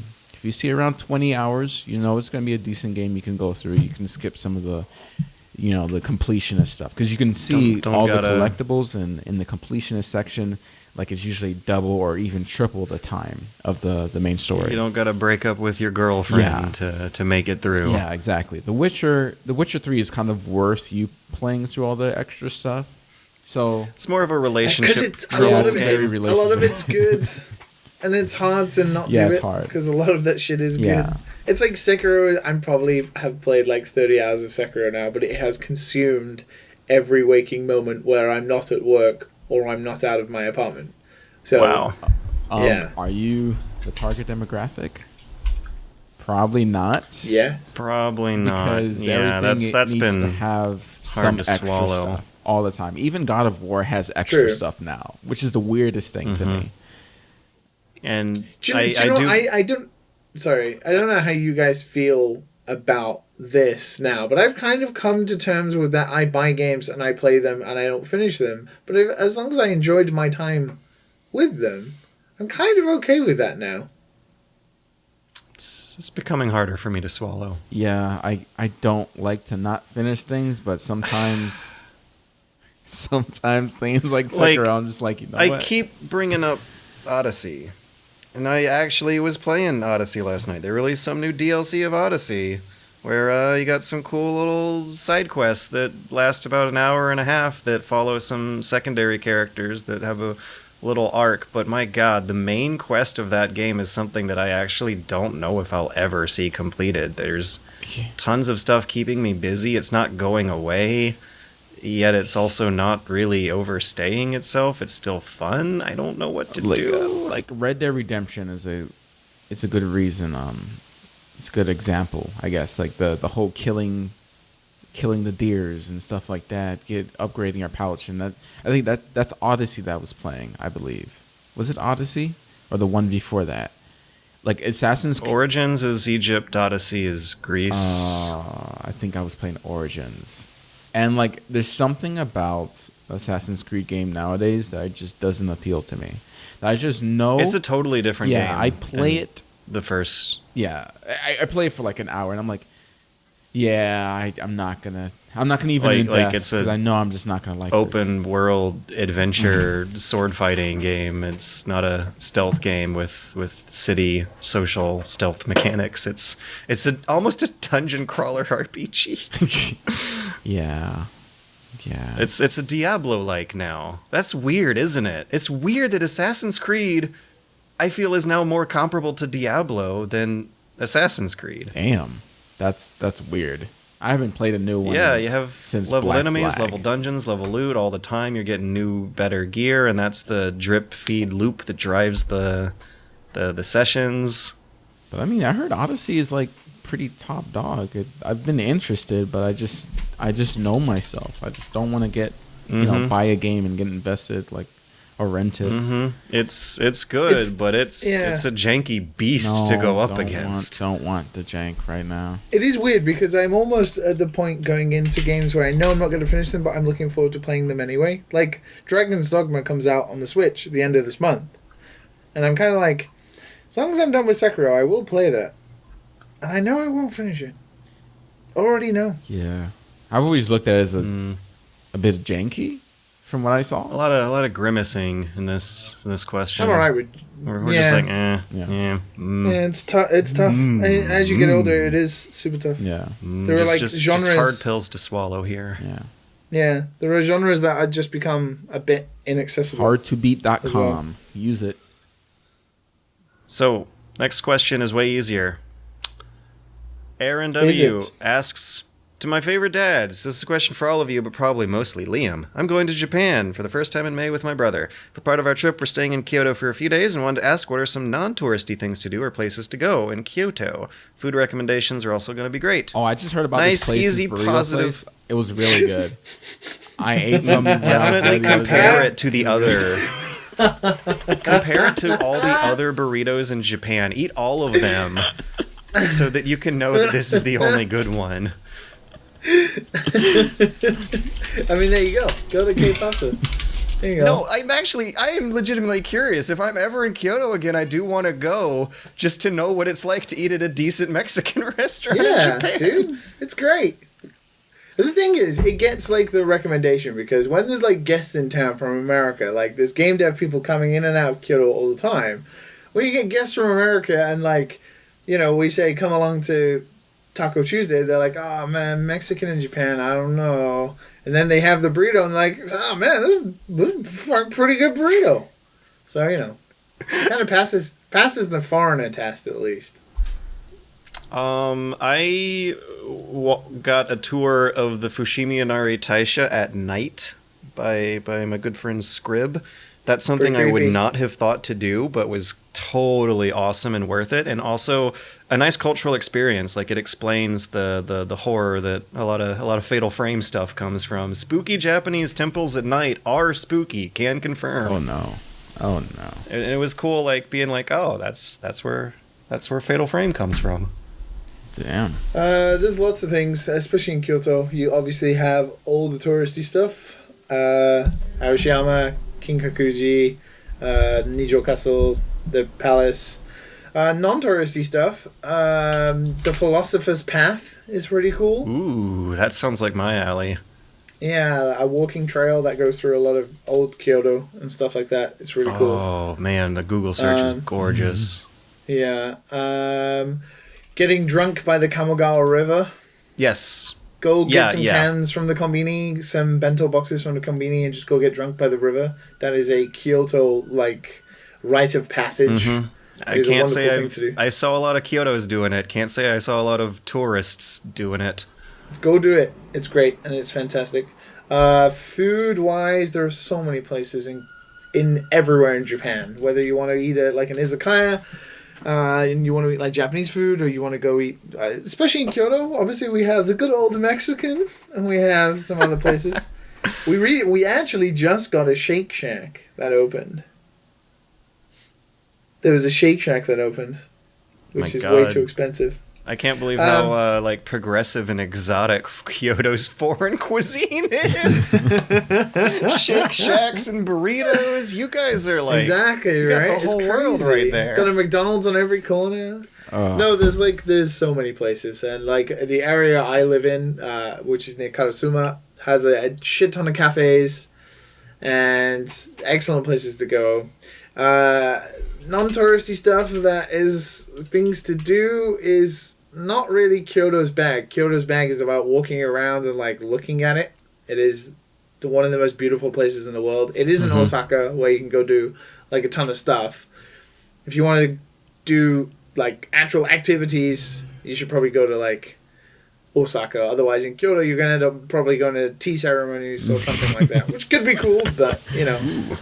It's very old Japanese. It is the cultural capital of Japan. It is the old capital, as they call it. Yeah. You want to walk around historical things, and absolutely, I positively recommend taking a mountain trail at night through some shrines. Yeah, some great mountains. There's great mountains. There's great Sento baths. It's more touristy, but I also recommend the Sensoji Temple if you want to see the square, circle, and triangle motif appear a few hundred years before the PlayStation. Wait. That's where you can see that. There's more than one Sensoji? Sensoji in Kyoto. Maybe we're getting the... Because I've been to... Wait, Asakusa? Sensoji Temple. Hang on, I might have gotten the name wrong. It's a Zen Buddhist temple with the big dragon silly. Kiniji, that's the one. I was like, that's a little bit outside of Tokyo, or close. Yeah, so I got the name wrong, but Kiniji Temple is where I found the square, circle, triangle Buddhist ink drawings about how they thought that like all elements of the universe could be represented by these three shapes. And the dragon on the ceiling was super duper cool too. Yeah, I mean, there's all sorts of things. And if you like video games, like most of the temples are the temples that inspired the temples in Zelda games, which is cool. And you can kind of notice. The three imperial regalia of Japan is that explains Zelda. That Zelda makes a whole lot more sense after you Google that. And I'm also I was looking at Kinojiji Temple, the Thunder God, who I see a lot of in Sekiro. Was someone I learned about in that temple, Raijin, and how he's depicted as this like kind of pasty white doughboy growling all the time. Raijin is cool as fuck. I recognize him Raikou now. and Raijin. I'm like, oh, I saw him in Kiniji Temple. That's where I learned about Raiju. Yeah, there's lots of statues of him about, especially in Shikoku, in the 88 temples, the Buddhist temples. A walk around Kyoto at night will make Dark Souls and Fatal Frame. Make a lot more sense. You could also do one, Dan Son's fan listener, Elliot, who came to Kyoto last week and hit us up. You can buy me a beer. That's a good non-touristy thing. You buy me a beer, or two. Or two. And a burrito. You got the, like, Elliot set the bar. He bought me 2 beers, so, you know. Anybody passing through, 3 next time. Oh my god, we're gonna get everyone drunk. We're going to get all our listeners drunk. Do a Liam fun every time you go to Kyoto. Yeah, exactly. Make sure you put a bit aside. I'll take you to a cool place. That's like my... Don't go to the cool place with Liam. Gift go to a public place. Hey, George managed to make it back to America. I'm not that much of a danger. Well, I didn't come back with my ego. You took that during the Smash stream. I mean, you didn't have an ego to begin with. As soon as you touched that controller, damn. Oh, you getting serious? I think Matt put you in the place with like 50 frames of lag. Matt, I guess you have to figure out how to clean this mess up. How to play us out. I guess when I come back to Japan, I'll just go straight to Kyoto because I already been to Tokyo. Dude, you know you are. And then I'll just get an Airbnb. You're going to stay with me for like a whole week. Yeah, I can't stay less than a week. It would have to be a week or more. Yeah, dude. But yeah. Japan is great. Kyoto is great. Matt is great. George is great. This podcast is a train wreck.